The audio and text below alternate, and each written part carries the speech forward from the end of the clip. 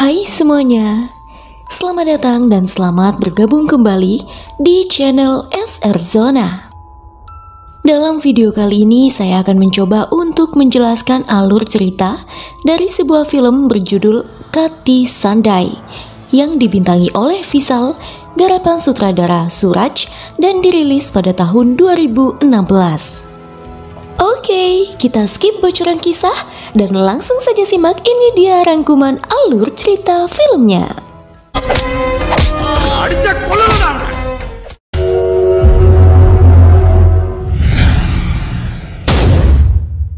Film dibuka dengan setting waktu 6 bulan sebelumnya. Malam itu, seorang pengendara truk tengah menghindari razia polisi. Entah apa yang sedang dibawanya, namun si pengemudi menolak keras untuk berhenti.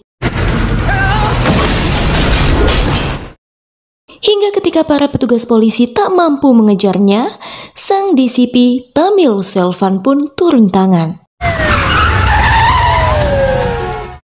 Ia mengejar si pengemudi truk dan timbullah adegan pengejaran disertai tembakan peringatan yang cukup menegangkan.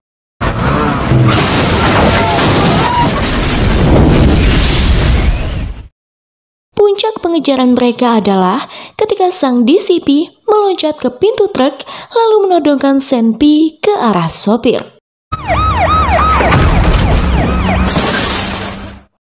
Seketika kendaraan pun berhenti dan sang pengemudi dibekuk polisi.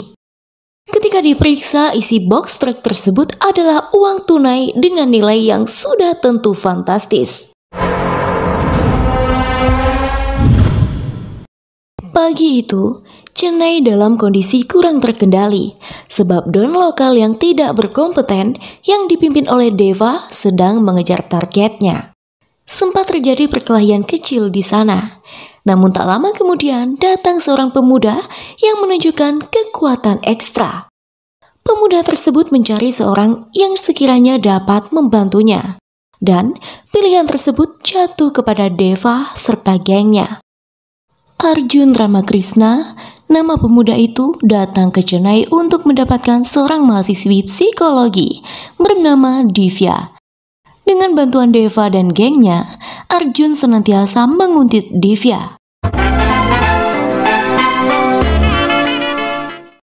Arjun jatuh cinta dengan Divya dan mengirim Deva sebagai utusannya.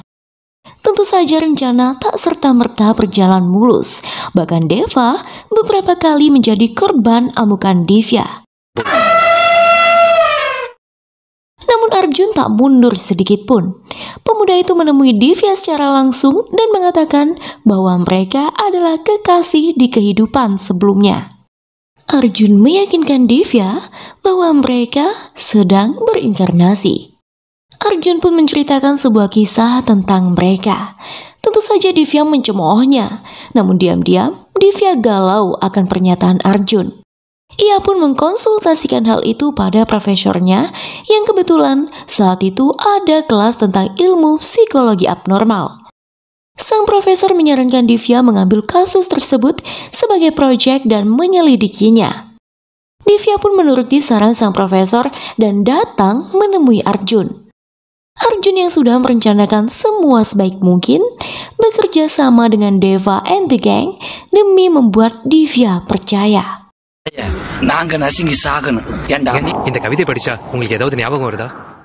Alhasil, upaya mereka tak sia-sia. Divya mulai mempercayai Arjun. Namun suatu malam, tak sengaja Divya mendengar sendiri tentang kebohongan Arjun mengenai pernyataan bahwa mereka pasangan di kehidupan sebelumnya. Meski begitu, Divya tetap memaafkan Arjun dan melanjutkan kembali hubungan asmara dengannya.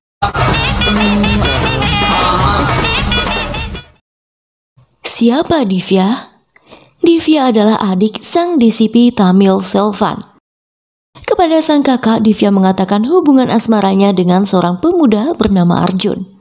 Namun alih-alih mendukung sang DCP, justru mengirim preman ke tempat tinggal Arjun yang kebetulan saat itu ia tinggal bersama Deva and the gang. Mereka datang menyerang Arjun dan Deva serta anak buahnya karena telah berani mendekati Divya.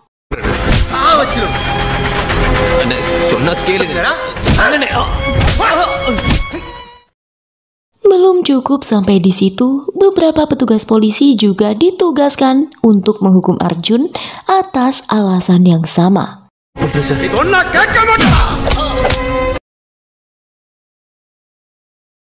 Namun sebab begitu kuatnya tekad Arjun mencintai Divya, ia tak sekalipun menyerah pada keadaan.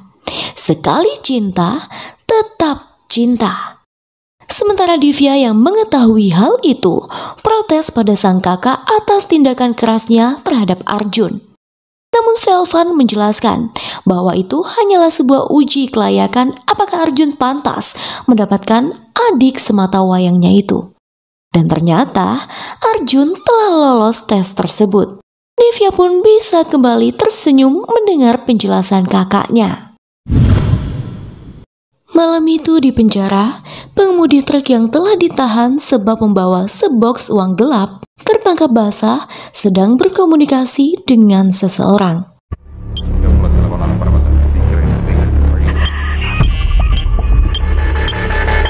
Akibatnya polisi yang bertugas pun ambil tindakan hendak menghukumnya, namun apa yang terjadi? Si sopir menjadi hilang kendali dan membungkam sang polisi untuk selamanya tanpa diketahui oleh siapapun.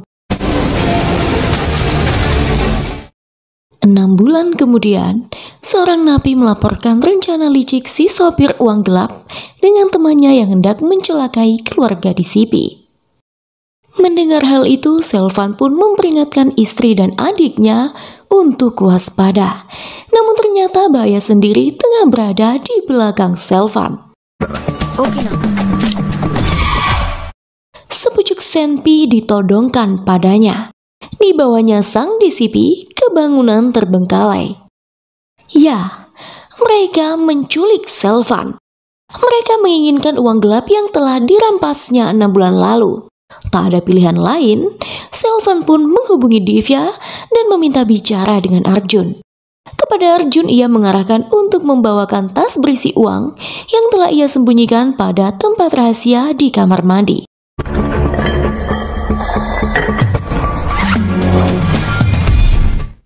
Setelah itu, bergegaslah Arjun pergi menyusul Selvan yang sedang disandra. Di sana Arjun tak tinggal diam. Ia pun bertarung menghadapi para penculik itu hingga mereka tumbang.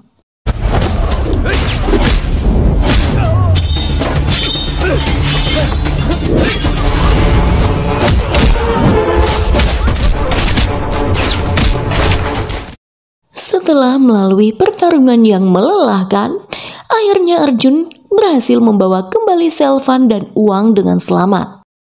Divya dan istri Selvan merasa lega melihat sang Disipi baik-baik saja. Selvan yang takjub dengan ketangkasan Arjun mengucapkan banyak terima kasih pada pemuda itu. Ia pun meminta Selvan dan Divya menyegerakan pernikahan mereka. Akan tetapi, sebuah rahasia terbongkar di sini. Arjun tersenyum picik sembari mengatakan kepada Selvan bahwa sebenarnya ia adalah perwira CBI. Arjun Ramakrishnan, CBI, Central Bureau of Investigation. Ia sengaja mendekati Divya untuk menyelidiki tentang laporan bahwa tersimpan banyak uang gelap di kediaman sang Disipi. Dipanggilnya para anggota CBI untuk menggeledah rumah itu. Divya tak menyangka bahwa pemuda yang dicintainya ternyata hanya berpura-pura saja.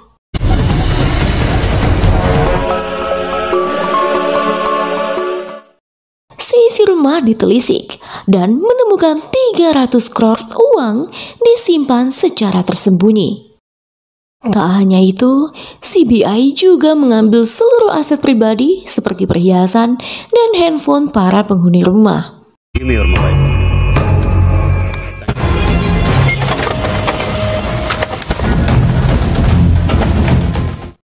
Alih-alih meminta Selvan untuk menyerahkan diri secara pribadi demi menyelamatkan reputasi publik sang Disipi, Arjun tak menangkapnya.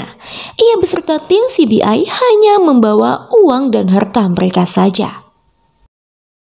Kebetulan di hari yang sama, si sopir pengendara uang gelap telah dibebaskan dari penjara. Tanpa membuang waktu, ia dan anak buahnya segera mendatangi rumah Selvan dan hendak merampas kembali uang jarahannya. Namun setiba di sana terjadilah adu argumen antara Selvan dan pria itu. Selvan menjelaskan bahwa CBI telah menggeledah rumahnya dan menemukan uang-uang tersebut lalu membawanya. Hingga ketika Selvan menunjukkan rekaman CCTV untuk meyakinkan para penjahat itu, barulah sebuah kebenaran terungkap.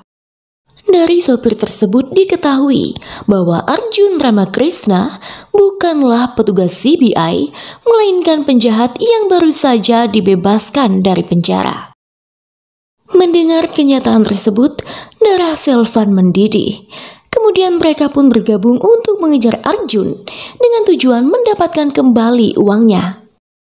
Saat itu Selvan ingat bahwa ia telah menanam GPS pada jam tangan Arjun, sehingga memudahkan pencarian pemuda itu.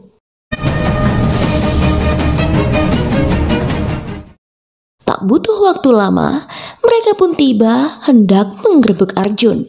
Namun pemuda itu mencoba melarikan diri. Terjadilah aksi pengejaran dengan mobil disertai tembakan peringatan.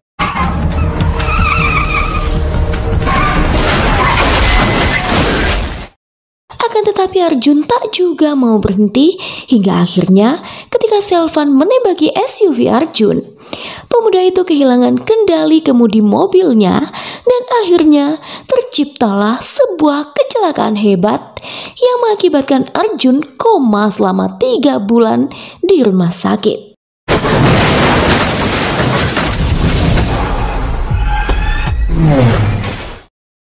Ketika Arjun mulai tersadar dari koma, ternyata ia kehilangan ingatannya atau amnesia.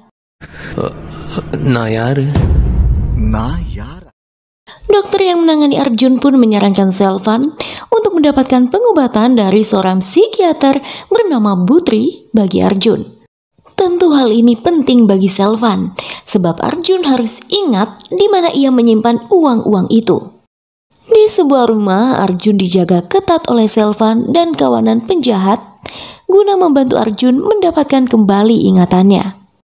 Akan tetapi, tanpa diketahui siapapun, ternyata Arjun tidak hilang ingatan sama sekali. Ia hanya berpura-pura demi melancarkan misinya untuk mengambil uang hitam yang saat ini telah berada di tangan orang lain. Malam itu Arjun menyelinap keluar rumah dan mendatangi sebuah hotel. Dengan bantuan timnya, Arjun berkamuflase menyelinap ke dalam hotel dan mencuri uang hitam dari Menteri Serikat.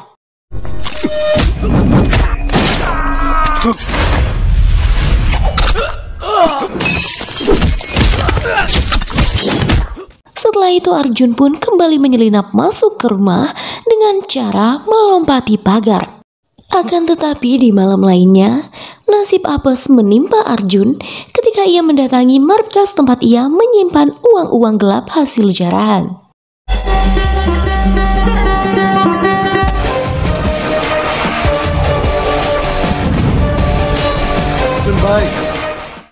Selain Butri dan anak buahnya tahu bahwa ternyata Arjun tak amnesia, salah satu preman yang menguntit Arjun pun akhirnya tatap muka dengannya. Tanpa banyak basa-basi, keduanya saling beraksi.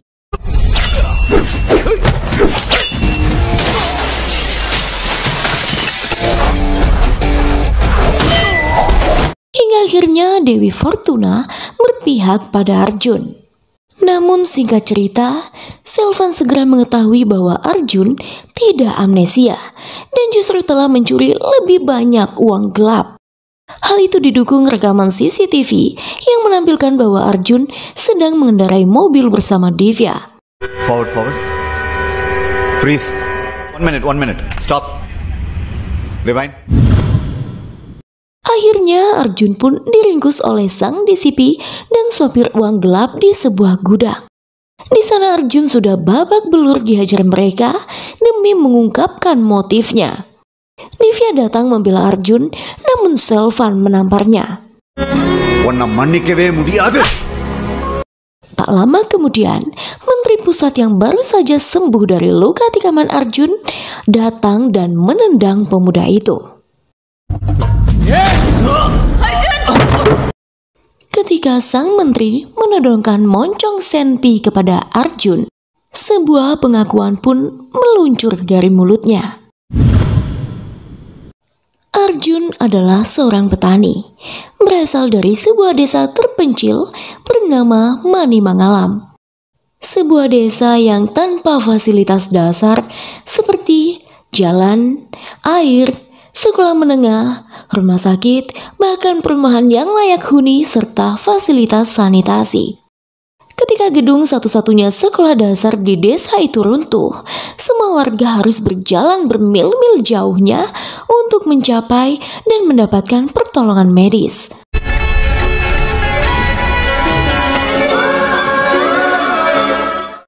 Kejadian itu menyebabkan banyak sekali korban jiwa sebab terlambat diselamatkan. Sontak hal itu membuat hati Arjun terpukul. Cukup sudah penderitaan warga desanya. Kini saatnya para pemuda berbenah. Oleh karena itu Arjun dan 4 orang kawannya menemui MLA Sifak Nanam yang secara tidak benar mengaku telah mengembangkan Manimangalam. Padahal semua uang yang akan digunakan untuk pengembangan desa itu dikantonginya. Sifak Nanam dengan kasar mengusir mereka, membenarkan korupsinya, dan bahkan menyatakan bahwa ia tidak akan pernah mengembangkan desa Manimangalam. Menyusul hal itu, Arjun mendekati Menteri Serikat guna mendapatkan dukungan. Namun ternyata, sang menteri juga seorang koruptor. Pada suatu malam, teman-teman Arjun mengintai aktivitas gelap Sifak Nanam dan anak buahnya yang hendak menyelewengkan uang. Mereka mencoba menggagalkan rencana itu, namun justru pertumpahan darah yang didapat.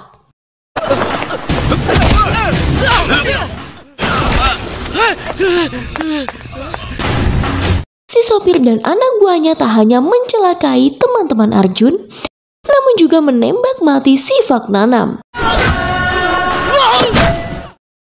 Kemudian ia pun meluncur membawa uang gelap itu seperti yang telah diceritakan di awal film.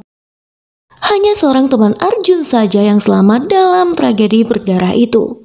Pada tahap inilah Arjun memutuskan untuk mendapatkan kembali semua uang gelap dengan mencari informasi mengenai keberadaan uang itu seperti yang dikisahkan sebelumnya. Dan ia bersama timnya menggunakan uang tersebut untuk mengembangkan Manimangalam.